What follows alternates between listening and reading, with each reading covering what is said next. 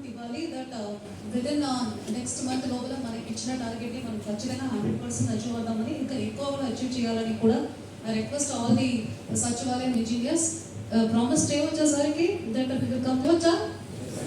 Okay, so ఇట్లా గద meeting పెట్టి ఆల్ ఇంజనీర్స్ పెట్టి మీ ప్రాబ్లం ఏంటి తెలుసుకొని మనం ఎక్కడ ఉన్నామని మీరు కూడా తెలుసుకొని ఖచ్చితంగా 100% మనకి ఇచ్చిన టార్గెట్ అచీవ్ చేయాలని మా ఇంజనీర్స్ తరఫున మీకు ప్రామిస్ చేస్తాము sir. We will achieve whatever is given to us.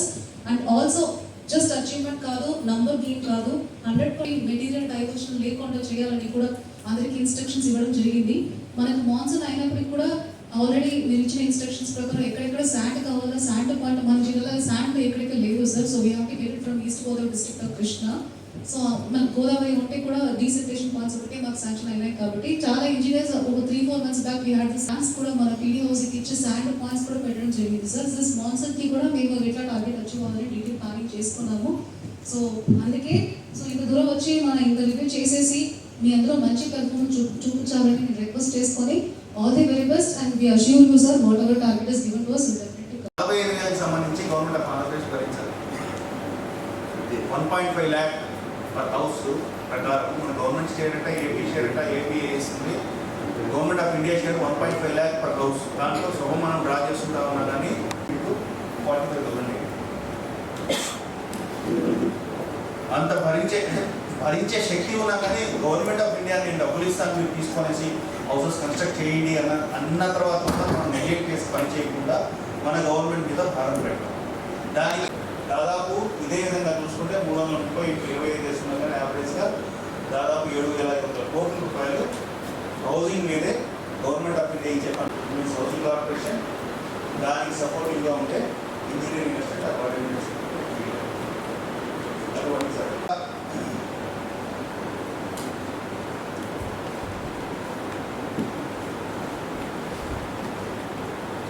Revive the old system. ఒక్కసారి మీకు అందరికీ కూడా ఎటువంటి నెగ్లిజెన్స్ మన హౌసింగ్ ప్రోగ్రామ్ ఫ్లాగ్షిప్ ప్రోగ్రామే అవుతుంది. ఎందుకంటే హౌసింగ్ గతంలో అయినా కానీ చాలామందికి అంటే దాదాపు 15 లక్షల ఇల్లు శాంక్షన్ అయ్యాయి. దాంట్లో 7 లక్షలు మాత్రమే కంప్లీట్ కాగలిగాయి, 8 లక్షలు ఇంకా కంటిన్యూ అవుతున్నాయి. ఈ 8 లక్షల హౌసెస్ ప్రోగ్రెస్లో ఉన్నాయి. అవైతే మాత్రం డిసెంబర్ 31 వరకు కంప్లీట్ చేసేసేయాలి. 2020 డిసెంబర్లోనే కదండి, అదే 2021 నుంచి 21, 22, 23, 24 అయిపోయింది. 4 years చేసాం మనం. 4 years చేసిన తర్వాత ఇంకొక 8 monthsలో మనం ఇంత చేయాలి. అంటే మోస్ట్ ఆఫ్ ది హౌసెస్ రకరకాల స్టేజెస్లో ఉన్నాయి. ఇంతకుముందు టీచరింగ్ ప్రాబ్లమ్స్ అన్నీ ఇప్పుడు లేవు, చాలా వరకు స్ట్రీమ్ లైన్ అయిపోయింది. మెయిన్ థింగ్ వచ్చేసి బడ్జెట్కి ఎటువంటి ఇష్యూ లేదు. మనం వారానికి 2 సార్లు జనరేట్ చేస్తున్నాం. ఆప్షన్ 3 అయితే 1 చేస్తున్నాము. ఆప్షన్ 1 and 2 అయితే వారానికి 2 times, మండే ఒకసారి లేకపోతే గురువారం ఒకసారి, 2 సార్లు మేము ఎంతైతే ఎంత పేమెంట్ ఎప్పటికప్పుడు ఇచ్చేస్తున్నాం. మెటీరియల్ ఇష్యూస్ లేవు. సిమెంట్ యాంపిల్ అవైలబిలిటీ ఉంది, సిమెంట్ స్టీల్కి ఇష్యూ లేదు, శాండ్కి ఎటువంటి ఇష్యూ లేదు. మిగతా అదర్ మెటీరియల్స్ కూడా మన గొడౌన్స్లో మొక్కుతున్నాయి, ఎవరు తీసుకోవట్లేదు.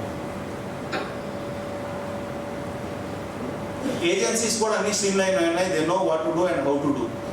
రకరకాల టెక్నాలజీస్లో చేస్తామనేసి అంటున్నారు. ఎస్ఎస్జీ లోన్స్ కూడా చాలా వరకు ఇష్యూ లేకుండా ఉన్నాయి.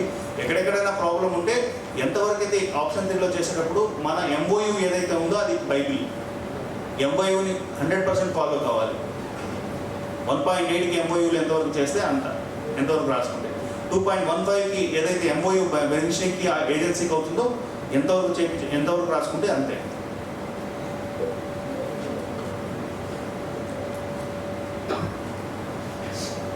ప్రోగ్రెస్కి వస్తే మనకి ఈ ప్రభుత్వం కొత్త ప్రభుత్వం మనకి ఛార్జ్ తీసుకున్నప్పటి నుంచి ఫస్ట్ 1 lakh హౌసెస్ మనము సామూహికంగా అంటే హ్యాండింగ్ ఓవర్ టు బెనిఫిషరీస్. గృహప్రవేశాలు అనుకోవద్దు, BLC కాబట్టి ఎప్పటికప్పుడు బెనిఫిషరీస్ కన్స్ట్రక్ట్ చేసుకున్న తర్వాత వాళ్ళ ఇంట్లోకి చేరుకోవచ్చు. ఈ 1 lakh హౌసెస్ కంప్లీట్ అయిన తర్వాత ఒక సెరిమోనియల్ ఫంక్షన్ లాగా చేద్దాం అనేసి గవర్నమెంట్ అనుకుంది. తర్వాత కొన్ని కారణాల వల్ల ఎక్స్టెండెడ్ టు ఉగాది రోజున 3 లక్షల హౌసెస్ కంప్లీట్ చేయాలి. 3 లక్షలకి టార్గెట్ పెట్టారు లాస్ట్ నవంబర్లో అనుకుంటాను. 3 లక్షల హౌసెస్ మేము కంప్లీట్ చేస్తామనేసి.